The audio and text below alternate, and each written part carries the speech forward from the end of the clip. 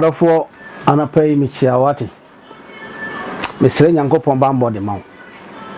Anapay michi ensi wiye. Anadwo koda wantimi anna. Me odi for kwasentwi. Ede me sesi me bose. Wo a wo hwe me no ensi wiye. Ba bia ya kyekyere se wani mu ngu ase no. Eho ye bebo abaso. E ma nipa nyina hu ani onya. Me a wo ka ho asem no. Ono eyo obi a obe spread to the news. Many patonka ke ya me mane hawo. Nya wo fa no se wo ka utimas ma kire wa. Wo dia so de tia wo no. Ma bonto ye mate. Manwe ho dada.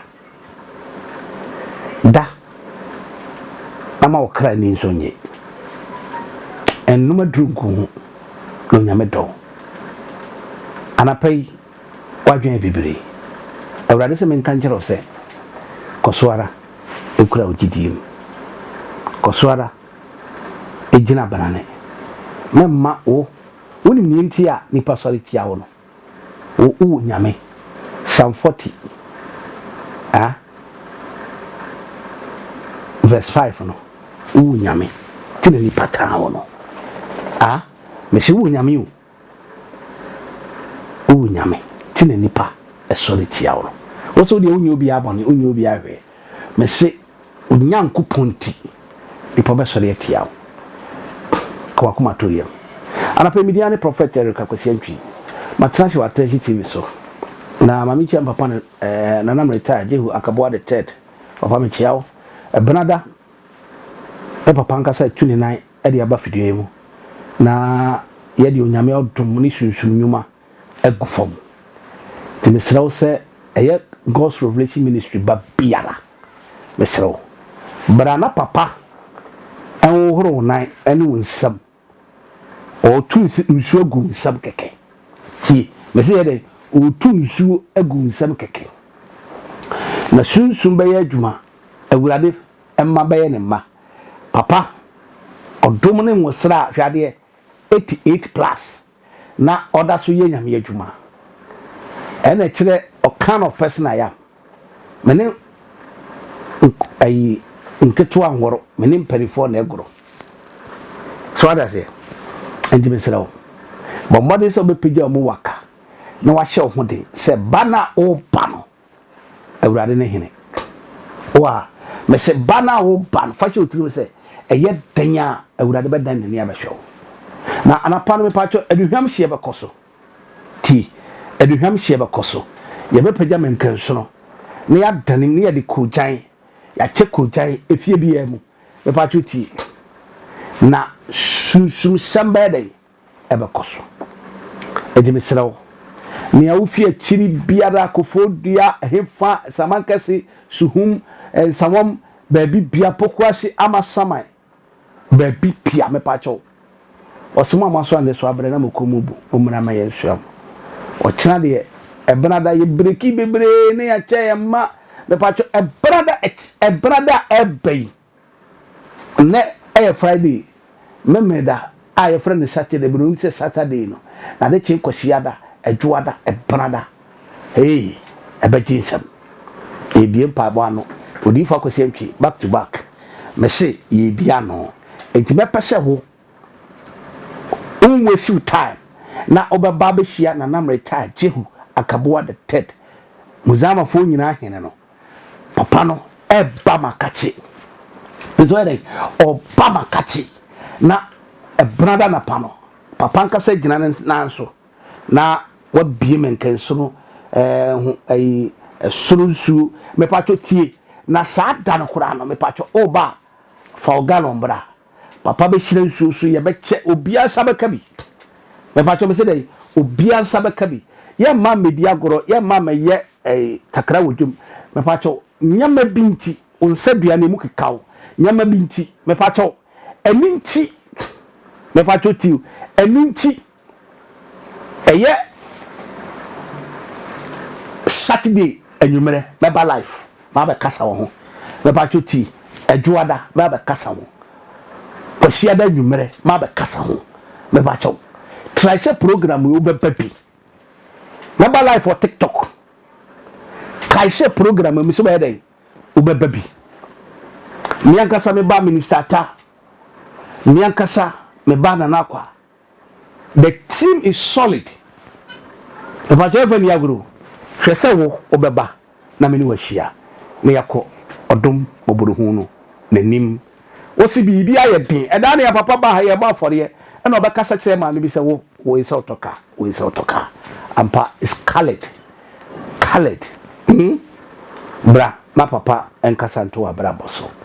Na ohwa boso difo makwan different. Wa kwanyi nara eyefe mire wa kwanyi nara eyefe na sumdwe. So what I say na sumdwe beba oso tie asemi twegu abefo ntintan kasi so na asem no before se meka ho asem no me pese of Bible na ye kasa wa asem no ho quickly. For Bible, Mama share. For Bible, wow, sharing for Bible. I want you to pick your Bible. Pick your Bible quickly. Pick your Bible quickly. I want you to pick your Bible. Now, young Shadi. You see, a seminar, oh, said, me betrasia, I am a semi per se. You could do a seminar, not a seminar, oh, cabia. What you mean, I can hear. For Bible, Proverbs. Proverbs quickly. 19 verse 30, no. Call.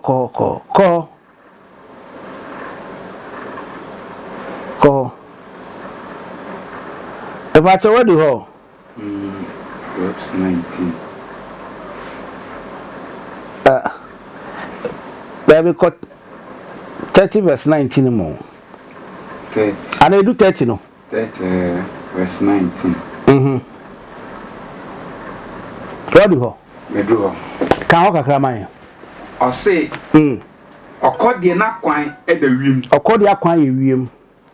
Na me pacho ti asem ni yi. Na me hya asem be kas mo gas ah dance na papa be ka okokutu nkuteshi. The asem bi etwa gunti. Asesofo. Esem tasin se nyansam na me kan yi. Yanko so okodi akwan ye wiem. So okodi okwan e da wiem. E da wiem. Na aboatia na kwan so da. Abotan so. Ko. Na kodro na kwan da nsuo so. E na kodro hyema ye di konyi nam yi. Ne kwan da hefa epo so. Ko. Na bema kwan e da oba ho. E da oba ho. Full stop. For last verse na mame. 20 no. Say na oba adwamanfo otie. Eye fesiwa. Fesio memo ato aso. Wasi say ni oba adwamanfo dai. Wotie nti abranti a wasi so ukwa da hefa oba ho. Okode ne kwan ye wiem. Owo ne kwan ye abotan so. Ekodo ne kwan ye poso. Na matete se eye abranti a friend Justin Kodua a otonnwom. Woni maami tonnwom uye katike osagire kese obia ne nseu je kese enwuma ne be de me bo me kam na one day me baby ti me kam no papa nwuma a wo bo die boy no tonnwom na bet oyege and I'm say what were one of my favorite gospel artists.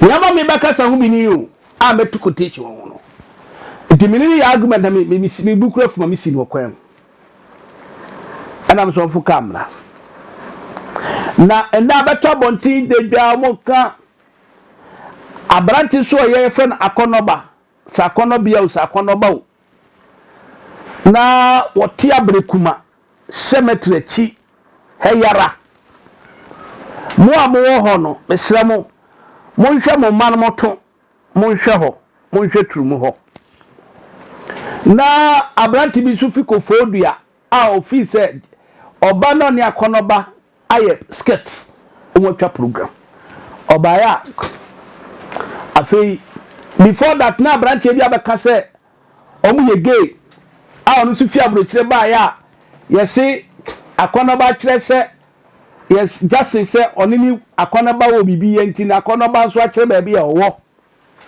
na obebo no na obe release video ye de efise agro efise bia omo be lanchi abon bia sa na ompeso mo ye nti efise no a akase mo na akasofo me nim kwase me ka bi bet etwase me kasa because it's concerned about the Christianity, it's concerned about the kingdom of God, it's concerned about the beauty of the Christianity.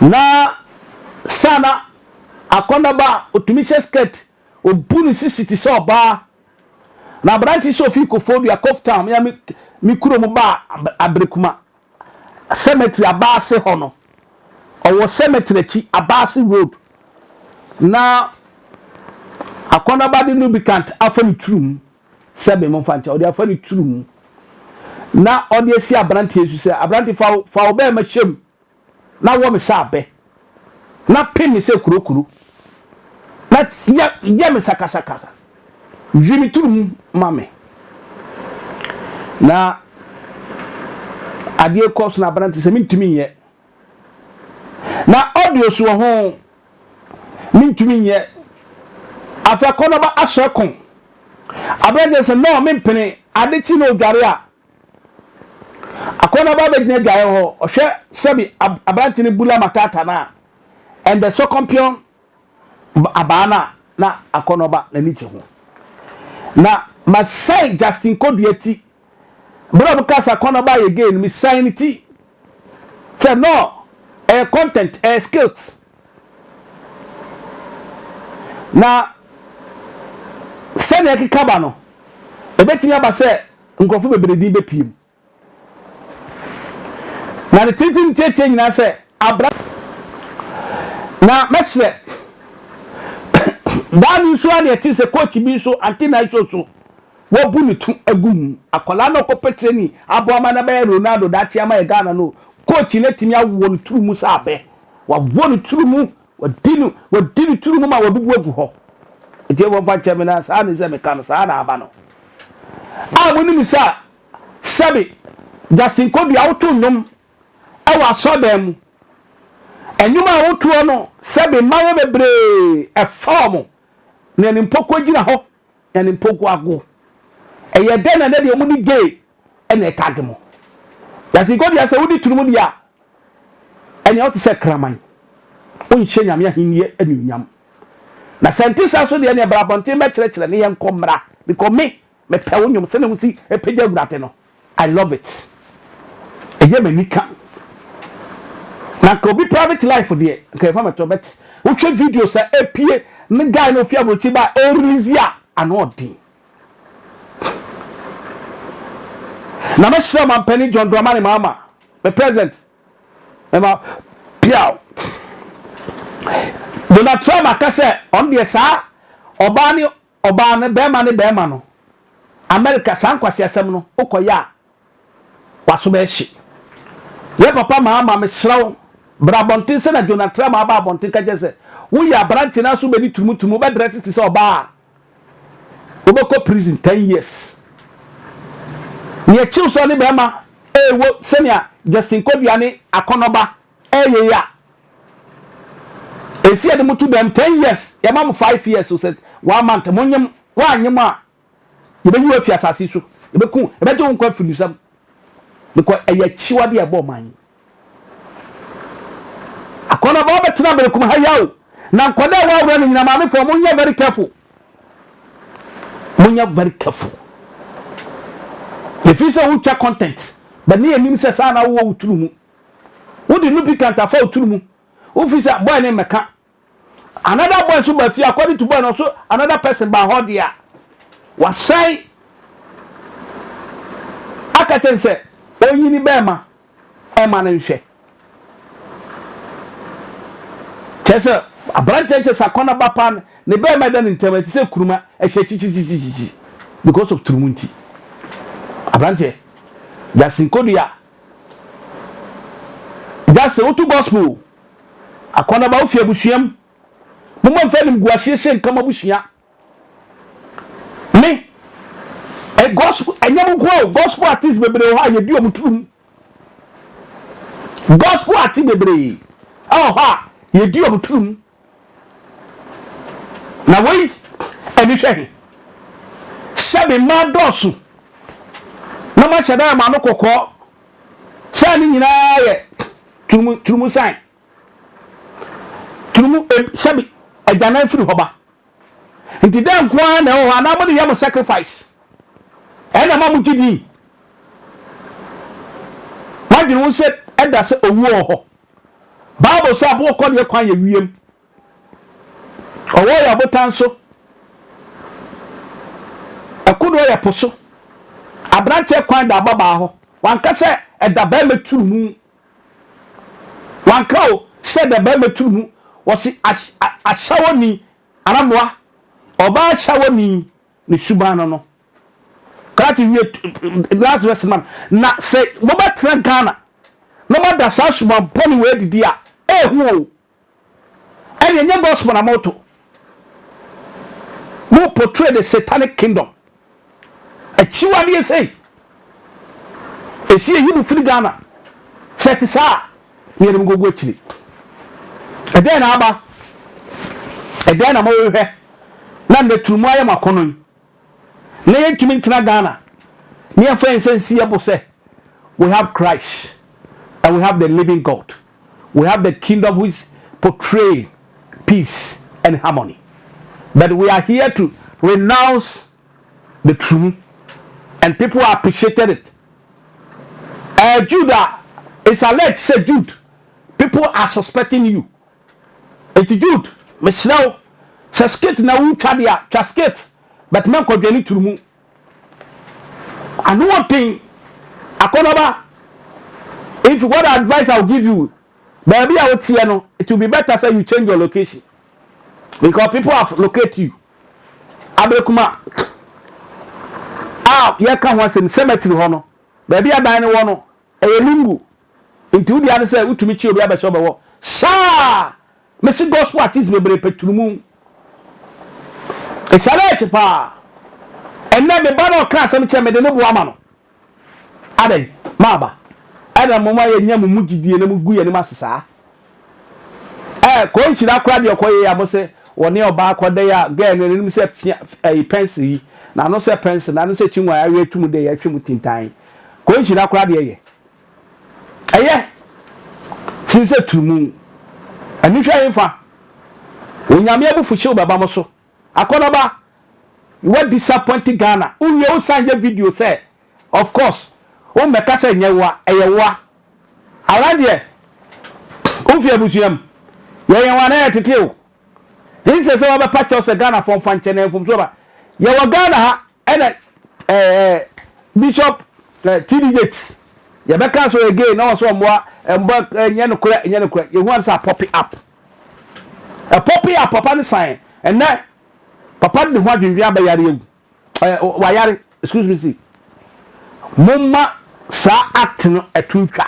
o se na wie mame o se sa na oba edwamanfo etie o se odidi no apepa na no na waka se menye boni bia Akonoba you have done it and there's a prover wow call is ni pop it back out no sir Jackson who be Trumu Akonoba wonso ye di Trumu na eni hwe mo ba ma chidi a nipa wo Kristosum mu no akwan ne ba yira ada masa na emasa ade emasa na mo ye benda boutique na sa semesia o be just fan say me na maya kramaya subrogu mi so una wodi mi kasa wa o ya kramaya subrogu so wodi ya me catch us when change wa dwen Akonoba o be ma obi afa Trumu a ede owuo ene be wiu Moses Samadwene is an evil act and any people about feel na mo twa skit ni na no is eya me say is a let say mo nyina mo yes mo nyina mo ye gay o de ma ya Akonoba kakra twese no si bu nipa o siesie no hye no ho te so ba obo life class oba sana odi Trumu mo ye nkwasiafo pa mo menhwe Cassandra Marie, why me power cho Marie, why me throw? Catch up with Marie, catch me could stand about why. Matter yo. Marie. Makeup artist, that I had one year, that I know what I'm saying. No, man, no, you don't want. I never know. What's the double me up? I won't pass out another door. Let's don't know what I know. And Miss Emmy, what the for me? Don't put people from another time. I don't know how to so them on son of it now, every Saturday. On to me, the Quaye. I can't know why you must do the day. Oh, my, Mina, but on a jay from. So far from watching on and also, I'm up in walk of fucking yak about rabbits now. What are you to send you? Yabo, a cheap rich room. Are they? So, my would your man tomorrow to 1 per month in Christ and Santomano. And in Guasias, I do me are they? Akonoba. She. Akonoba, o ma me tiase a wadu ma me boni. O ma me tiase a wadi ni boni. Ebra o si onimu na okochecha asembie mu a o be ni spiritual. Akonoba e de me nti na me ba beka bi no unni pada kora unni bi. O ba funu ka akwaduro so. No wakokum brother no. You are shame to brotherhood. That's it. You are shame to brotherhood. Say yan come on ka mema hu trumudie@.com. Are na me say more thing will be pop up. More thing will be pop up. More thing will be pop up. Nim to phobia ni mo kroma kase o bi nyina tutuo na bi trum. Mama aha attention TV. Attention TV Bible say Shakwala ne conference no nyina why opening pa 23 Proverbs 23 no 14-17 Jacob Kahama msisi ya na me fe no ntwato na me fama Jackson na me fama Akonoba eni ni crew abrante na ofiri kofodi aba no me ka che onye hyenhyen nyina na esika mu hu obia internet no na mu diminika se mo ko hwe no oba ye hu ne ye ayew oba ye hu ne ye ayew afanso de lubricant ne tran support also kura no de na we trouser man ka boxer awu kasa Akonoba be hwe na ogina gya no se me fere me ho kraje e man to e man de na fere ho nti kura so na wani gi ho ba hwe asika sem mamutia o ma 100 cedis o ma 70 se fafo kana odwane akwa complain hwihwima de e kosoro kraje si o ma me I say, Enfa atenatene en kame abofra. Enfa atenatene Akonoba, I'm not hating you. Jackson, me in town, but me treat tremo